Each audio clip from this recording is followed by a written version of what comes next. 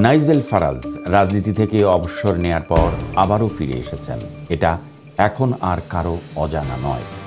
2024 সালে জাতীয় নির্বাচনে রিফর্ম পার্টিকে উল্লেখযোগ্য ফলাফলের দিক নিয়ে যাওয়ার পর 2025 সালের মে মাসে স্থানীয় সরকার নির্বাচনে দলের বড় সাফল্য তাঁর রাজনৈতিক প্রত্যাবর্তনকে আরও শক্তিশালী করেছে। এখানে প্রশ্ন হচ্ছে, ফারাজ কি সত্যি ব্রিটেনের পরবর্তী প্রধানমন্ত্রী হতে যাচ্ছেন? এই সম্ভাবনা এখন শুধু কল্পনার বিষয় নয়।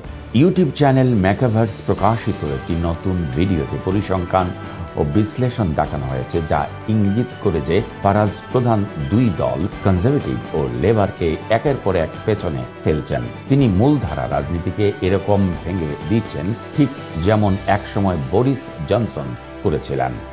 পার্থক্য শুধু ফারাজ নিজের জনপ্রিয়তাকে ব্যবহার করছেন সাধারণ মানুষকে আশ্বাস দেওয়ার জন্য যে তাদের সমস্যার সহজ সমাধান আছে, যদিও বাস্তবতা ভিন্ন।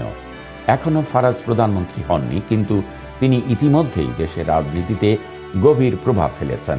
লেবার নেতা কিয়ার স্টারমার অভিবাসন ইস্যুতে ফারাজের উস্কানিমূলক বর্ণবাদকে প্রতিহত না করে বরং প্রতিযোগিতা করছেন।